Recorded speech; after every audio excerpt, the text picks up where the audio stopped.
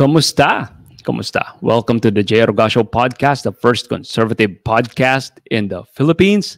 We're protecting the Filipino family from woke ideology. At ano ang topic natin sa araw na ito? Hayaan mong simulan ko ang topic by telling you a story. Minsan may isang bata na nagpaalam sa kanyang nanay dahil gusto niyang magpa-tattoo sa kanyang braso. Ang gusto niyang tattoo ay rainbow, bahaghari. Dahil ito yung uso daw ngayon, sabi ng bata sa nanay niya. And besides, lahat ng kaibigan niya ay meron ng tattoo ng rainbow sa braso. Kaya tinanong siya ng kanyang nanay, like every good mother would, ang tanong ni nanay ay, kapag kumain ba ng tae ang mga kaibigan mo, kakain ka rin? And natural, ang sagot ng bata ay, opo, kakain din po. Ang pangalan ng bata ay si UST. Yes, you heard it right dahil si UST ngayon is the latest Catholic school that bit the dust. And let me show you this post from UST. Okay, sabi ni UST, Concilium Philosophiae, Happy Pride Month. And ito yung text, in recognition of Pride Month, Concilium Philosophiae reaffirms its commitment to fostering a diverse and inclusive learning environment for all. We celebrate the LGBTQ plus members of our community and their valuable contributions this month and throughout the year. We strive to create a space, hindi ba sinabi safe space, a space where everyone feels empowered to be their authentic self. Wow. So, ayun. Wow, it's a big step backwards for UST. And ito yung klase ng bagay na sa totoo lang, wala namang mawawala kay UST kung hindi niya gawin. Tapos kung ginawa niya, ang laking at stake. And in fairness, mukhang isang org lang ni UST ang nag-post ng Pride Month message. But hindi ko alam, I get the feeling na hindi ako tataya sa bet na hindi magkakaroon ng Pride March ang UST. Ewan ko lang. Bakit ginawa ng org ito? Ewan ko. Reasons, siguro. Reasons. Yun yung dahilan nila. And siguro, binanggit na nila. Diversity, inclusivity. Ang totoo niyan, ang school, alam nyo ba, bilang school, dapat ay intolerant kayo at hindi kayo inclusive to begin with. Because otherwise ay wala na dapat kayong entrance exam at hindi kayo nagbabagsak ng mga estudyanteng mabababa ang grades. Dahil magiging exclusive kayo sa mga estudyanteng pasado lang, di ba? So hindi ko maintindihan kung what's the need for diversity, equity, inclusion, tolerance, except mga buzzwords lang ito na kailangan gamitin para mag-virtue signal. Ang nakakalungkot dito, and again, lagi ko sinasabi na I hope clickbait lang ito, and sa dulo nito, there's an invitation to join Courage Philippines. And I really wish na tinuturo ng UST ang theology of the body sa kanyang mga estudyante.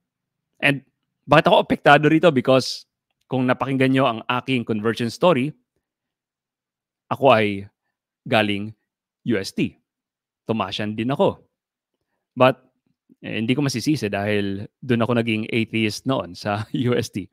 Pero mula somehow mukhang galing ito sa philosophy department, AB philosophy. And ang mga magagaling sa philosophy would know that moral relativism is in the center of the LGBTQIP2SAA movement. I hope familiar kayo sa term na moral relativism. This is something that Pope Benedict warned us about, di ba? The dictatorship of relativism.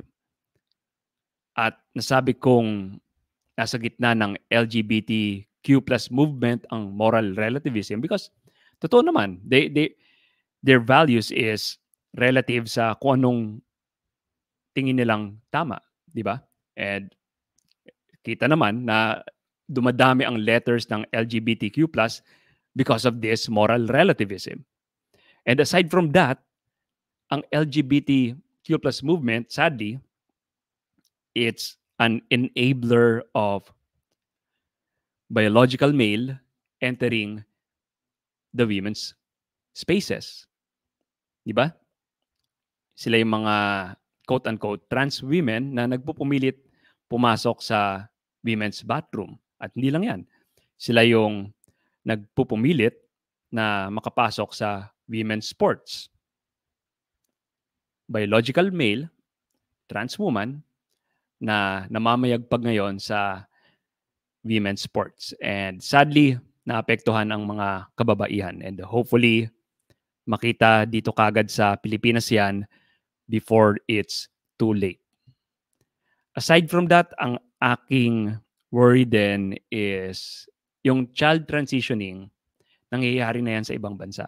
Makita ka na ng mga 8-year-old, 7-year-old na kapag nagsabi lang na, Mami, Daddy, feeling ko, hindi ako babae. Kunwari, babae yung bata. Feeling ko, lalaki ako. And nagsisimula na ang kanilang child transitioning. And yun yung sad. This whole ideology na sineselebrate nyo, yung pride ideology, is an enabler of these. Child transition, eventually, yung pagsaksak ng puberty blockers, cross-sex hormones. So, sinong mananagot kung sakaling maging quote-unquote uso na yan dito sa bansa? Sasagutin nyo ba? Kayo ba ang magiging accountable? Lahat ng mga nag-celebrate ng Pride Month? Kayong mga schools na kumain ng tae? Na nagsisigaya sa pagkain ng tae? Ha? Sinong magiging accountable kapag nagulo nyo ang isipan ng mga estudyante? I just want to ask the question. Because ang daming pwedeng ituro natin sa mga bata. Chastity is one. Theology of the body is one. And like I said, yung diversity, inclusion, equity, tolerance, hindi naman mga virtues yung mga yan eh. Wala naman sa Catechism of the Catholic Church na nagsasabi that tolerance is a virtue. And besides, you're intolerant to different views. Kapag nag-oppose ako sa Pride Month, nag-post ako actually dito sa post na ito ng USD, and isang katutak na batikos, of course, ang natanggap ko. Of course, dahil meron din silang mga kakampi, and understandable. But, di ba, medyo parang intolerant kayo sa ibang view? Dahil, fina-foster nyo yung tolerance, but, ironically, kapag may nag-oppose sa inyo, intolerant kayo dyan. And I've been called homophobe, bigot, transphobe during the past few weeks. So far, between mga conservatives and woke leftists, so far mukhang kami ang nasa short end of the stick na nakakatanggap ng iba't ibang name calling. Ewan ko lang. So, think about it. I hope, I really pray na isang org lang ito ng UST and hindi gaya ng Lasal at Ateneo na parehong may Pride March at Pride Celebration. Sana wala nito ang UST. But I highly doubt now. All right. This has been another episode of the Jay Roga Show. At the end of the day, it will be night. Goodbye.